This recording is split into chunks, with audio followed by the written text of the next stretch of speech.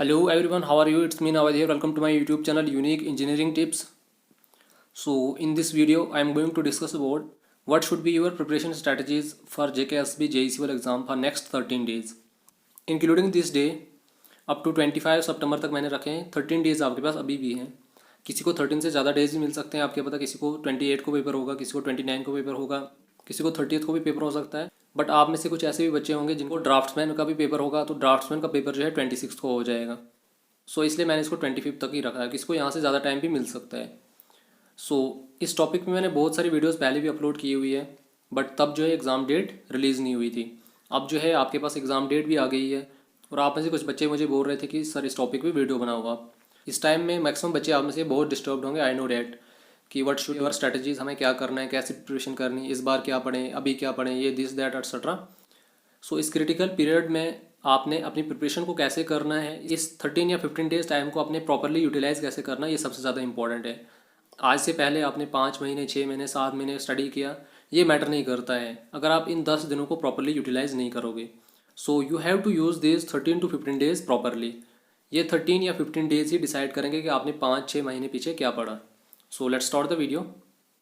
सो first आपने क्या करना है, revision subject wise and try MCQs subject wise as much as possible either from SP Gupta and SS Gupta और RS खुरमी book. First आपने क्या करना है, सब्जेक्ट वाइज रिवाइज करना। अब देखो आपके पास टोटल नंबर ऑफ डेज 13 है। 13 को अगर आप 2 इक्वल पार्ट्स में डिवाइड करोगे, यू विल गेट 6 + 6 + 1। अब उस 1 डेज को हम मैनेज कर लेंगे यहाँ पे। So total number of subjects आपके पास 10 है, तो आपने एक टारगेट सेट करना है कि दिन में आपको मिनिमम 2 सब्जेक्ट्स रिवाइज करने हैं। अब आपको अपनी मर्जी है कौन से 2 सब्जेक्ट आप सेलेक्ट कर रहे हो। दिन में आपने 2 सब्जेक्ट सेट कर लिए कि इन 2 सब्जेक्ट्स को मैंने आज रिवाइज करना है। अब लेट इट भी मैं आपको एग्जांपल दे दूं, आपने डिसाइड कर लिया कि आज सुबह मॉर्निंग में मैंने सीपीएम को पढ़ना है। सीपीएम का जितना आपके पास सिलेबस है वो आपने सारा रिवाइज कर दिया। उसके बाद आपने क्या करना है, उसी सीपीएम सब्जेक्ट्स के आपको क्या करना है, एमसीक्यू करने हैं। अब यहाँ पे स्पेशली मैंने 2 बुक्स रेकमेंड की है, इसके अलावा भी अगर आपके पास कोई और बुक्स है तो आप कर सकते हो। बट पर्सनली मैं आपको सजेस्ट करूँगा कि SP Gupta and SS Gupta and RS Khurmi books are the 2 most important books for this exam. So personally मैं आपको यही बुक सजेस्ट करूँगा, बाकी आपको अपनी मर्जी है। बट आपने क्या करना है, एक सिस्टमेटिक तरीके से क्या करना है, सिलेबस को रिवाइज करना है। मुझे पता है कि मैक्सिमम कैंडिडेट्स अभी बहुत ज़्यादा डिस्टर्ब्ड होंगे, किसी को समझ नहीं आ रहा होगा कि मैंने क्या करना है, मैं रिवाइज करूँगा। आप में से मैक्सिमम बच्चे ऐसे भी होंगे जिनको रिवीजन भी की हुई है, एमसीक्यूज भी उन्होंने ट्राई किए काफ़ी ज़्यादा, बट फिर भी उनकी परफॉर्मेंस जो है मार्क टेस्ट में काफ़ी ज़्यादा ख़राब है। उसका रीज़न यही है कि आपका सेल्फ कॉन्फिडेंस जो है वो बहुत कम है। आपने अपने सेल्फ कॉन्फिडेंस को इम्प्रूव करना है। अब आपने सेल्फ कॉन्फिडेंस को कैसे इंप्रूव करना है, आपने जितना पढ़ा है उस पर आप कॉन्फिडेंट रहो। इट डजेंट मैटर कि आपने कम पढ़ा या ज़्यादा पढ़ा, बट जितना पढ़ा उस पर कॉन्फिडेंट रहना है। अगर आपका सेल्फ कॉन्फिडेंस लूज है, अगर आपके पास सेल्फ कॉन्फिडेंस नहीं है, इट डजेंट मैटर कि आपने 10 बार, 15 बार, 20 बार रिवाइज किया है और आपने काफ़ी ज़्यादा एमसीक्यूज भी सॉल्व किए। अगर आपका सेल्फ कॉन्फिडेंस ही लूज है तो आप कुछ नहीं कर पाओगे। सबसे मेन इंपॉर्टेंट चीज़ है आपका सेल्फ कॉन्फिडेंस। और इस टाइम में तो मैक्सिमम बच्चों का सेल्फ कॉन्फिडेंस काफ़ी ज़्यादा लूज हो जाता है, क्योंकि अभी आपके पास ड्यूरेशन बहुत कम है। आई नो कि सिलेबस काफ़ी ज़्यादा है। इस चीज़ को आपने प्रॉपरली मैनेज कैसे करना है, रिवीजन भी आपने करनी है, एमसीक्यूज भी आपने करने हैं, मॉक टेस्ट भी आपने करने हैं। ये सब चीज़ें आपने क्या करना है, एक सिस्टमेटिक और प्रॉपर तरीके से करोगे तो आपको कभी भी कोई भी डिस्टर्बेंस नहीं आएगी, आपका कॉन्फिडेंस कभी भी लूज नहीं होगा। सो इसलिए मैं आपको सुजेस्ट कर रहा हूँ कि आपने क्या करना है, सब्जेक्ट वाइज आप करो, एक टारगेट सेट करो दिन का, एक सिस्टमेटिक तरीके से आप क्या करो, स्टडी करो। अगर आप सिस्टमेटिक तरीके से स्टडी करोगे तो आपको कभी भी कोई भी प्रॉब्लम नहीं आएगी। आप मॉक टेस्ट भी अच्छे करोगे, आपको जो पढ़ा हुआ है वो भी नहीं भूलेगा, सब कुछ आपको एक सिस्टमेटिक तरीके से चलेगा। बट उसके लिए आपको करना है, एक सिस्टमेटिक तरीके से प्रिपरेशन करनी है। सुबह आपने कर दिया, सीपीएम पढ़ा, उसके एमसीक्यूज जितने हैं वो आपने सॉल्व कर दिए। Then go for the next subject. Later भी आपने नेक्स्ट सब्जेक्ट आपने इरिगेशन सेलेक्ट किया था। उसके बाद आपने क्या करना है, दोपहर के बाद आपने इरिगेशन को देख लिया, उसका जो सिलेबस है वो सारा का सारा रिवाइज कर दिया। उसके बाद आपने क्या करना है, इरिगेशन के एमसीक्यूज सॉल्व करने हैं। वैसे ही आपने क्या करना है, मिनिमम आपको 5 डेज लगेंगे 10 सब्जेक्ट्स को कंप्लीट करने में। अब किसी को 5 से ज़्यादा भी लग सकते हैं, 6 या 7 लग सकते हैं। अब वो आप पे डिपेंड है आप कितने दिन में इसको कर रहे हो। अब आप में से कुछ ऐसे भी बच्चे होंगे जो इन 13 डेज में 3 या 4 बार भी सिलेबस को रिवाइज कर सकते हैं।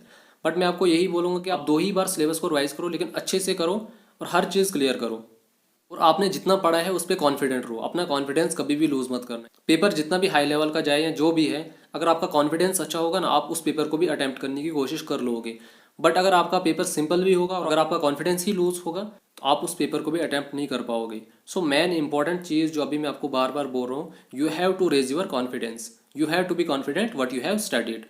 नेक्स्ट फिर आपने क्या करना है, जो नेक्स्ट आपके पास 5 या 6 डेज या 7 डेज बचेंगे उनमें आपने क्या करना है, फिर से subject wise revision and subject wise MCQs.